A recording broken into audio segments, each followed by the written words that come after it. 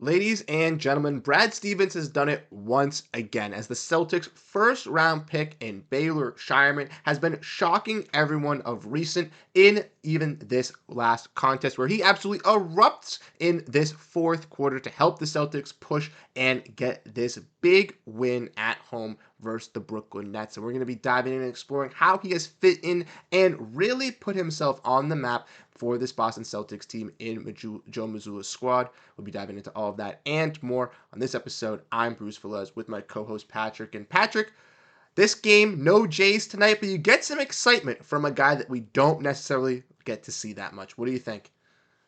Yeah, Baylor Shireman showed up. This was his first real game, I guess, as a Celtic. He really played well, and that's good to see for Celtics fans. I mean, we're telling you every single time this depth is really, really good, and giving these guys the opportunity against a team like the Nets is really good for like Baylor Shireman himself and just gaining that confidence that he needs to keep on playing well.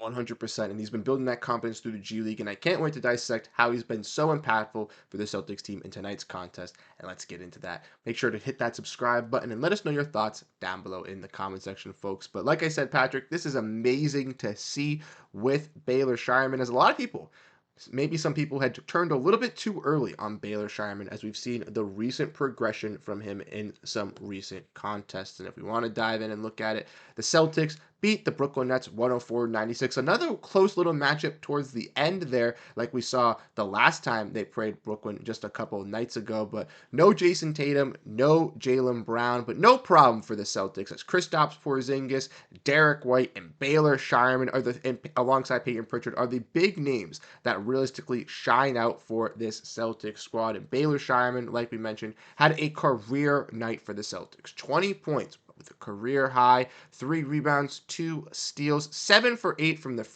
from the field, and 6 for 7 from 3-point range. He got these 20 points in just 15 minutes for the Celtics in a huge game when they needed him most from 3-point shooting. Right, Patrick? Yeah, I mean, I heard he only had 5 career threes going into this game. So for him to already have a career high in threes and break his record of total threes in his career already is definitely fun. Baylor Shireman's going to be a fun player for the Boston Celtics. We've talked about him a lot. I mean, he can score at all levels, but this is what he can do for a team in a bigger role, and that's shooting the ball at a high clip. That is exactly what he did today. He gained a lot of confidence from that 3-point line, and he's just a great basketball player. And I think that Celtics fans need to give him some time to just develop and just become that full player that he so has done in his whole college career before he came to the Celtics. I mean, he picked up for some slack today from the 3-point line, where the Celtics did not do good today.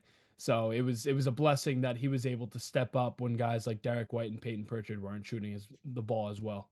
Yeah, you mentioned to say that the Celtics, not really the greatest 3-point shooting night as a total. You could see from the starting five, we had a total of 7 threes from those five guys, in which Baylor Shireman himself had 6 alongside Peyton Pritchard's 3. So Baylor Shireman really carrying that load for a Celtics team that really is responsive from that 3-point range and lacked it tonight with some weak shooting from some of their other players, but also without the Jays. But like Baylor Shireman, you mentioned, not only was he effective on the offensive side, but helping out, getting some big rebounds for this Celtics team as a total of 3, but also getting some steals, working hard on the defensive side of the floor. And that's what we've seen with Baylor Shireman, in college, in the biggest at Creighton. He wasn't just a shooter, he did provided all those other little things as well. And he's bringing that hustle and energy within the Celtics team. Something similar with a guy like Jordan Walsh last season, who was trying to, break into this mold, break into this role. And we saw Shireman go down to Maine, kind of compete with those guys, get his rhythm really back underneath them. And now, with this Celtics team clinched the playoffs already, kind of locked in at that 2 seed, we could see some more expansion from a guy like Baylor Shireman as well with these next couple games coming up into late March and early April to really figure out what he could be for the Celtics team as potential. Yeah, I definitely think towards the end of the year, as the Celtics pull away and kind of just seems like they're really just going to lock into the 2 seed. But they'll definitely sit some guys and have guys like Baylor Shine get a ton of minutes, and I think that'll be good for him, especially going into playoffs. If guys aren't hitting well, like Sam Hauser wasn't tonight, and especially in the beginning of the game, it was definitely rough to watch them shoot the ball. But someone like that really needs his confidence built, and that just comes from playing a lot of minutes. And I think in these games like this against young teams, I believe the Celtics get the Jazz again soon. So maybe that's another game we'll see Baylor Shireman. I mean, we're getting all these teams with some injuries and some young teams, and we're using our bench depth guys against these guys, and it's gaining a lot of confidence. And I think it's working really, really well for them.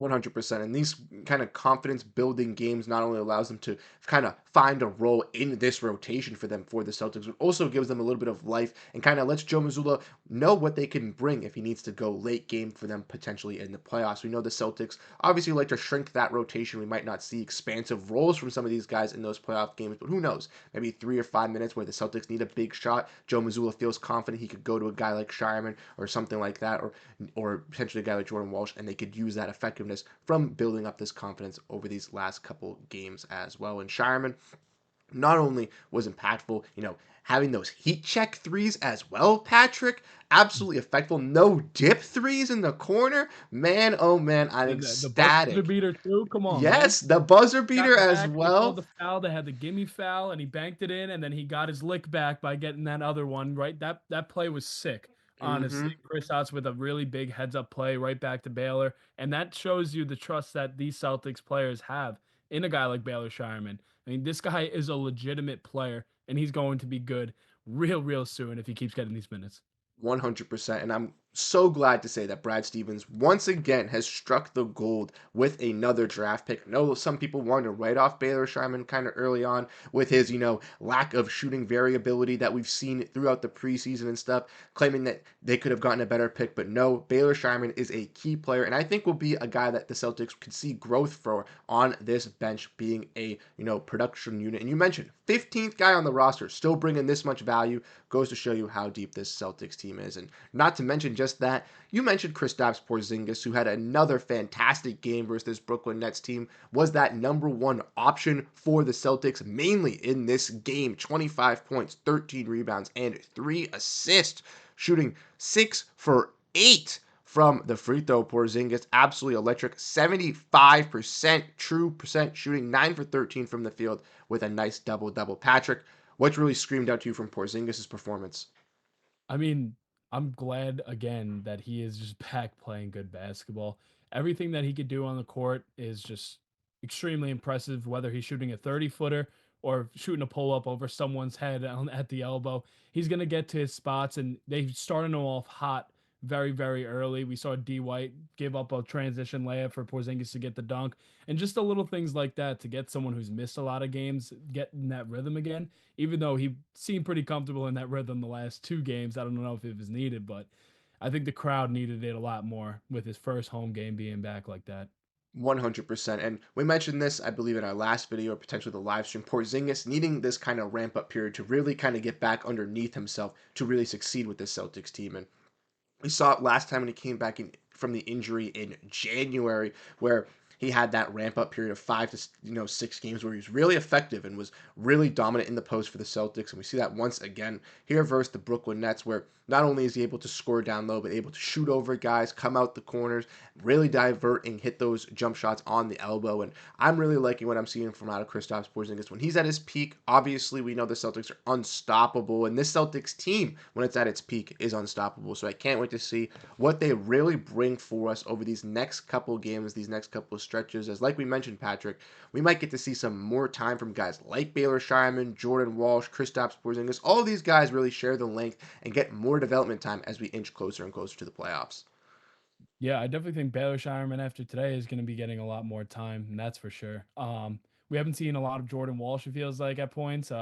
Drew Peterson, I guess, still having trouble in the lineups as well. But I think Baylor Shireman is one to watch out for with the struggles from three from Sam Hauser, other than his one career night that he just had out of nowhere in this slump. But I really do think that he will play a big part in this Celtics roster going down the line, whether it's in the playoffs or just the end of the year, just to have like one of his own ramp ups as well, just to really just gain that confidence that I know that he has. I've seen the confidence he's had in college, so I know what he's capable of, but he's gonna get it with this Celtics team. They trust him, and his time's gonna come.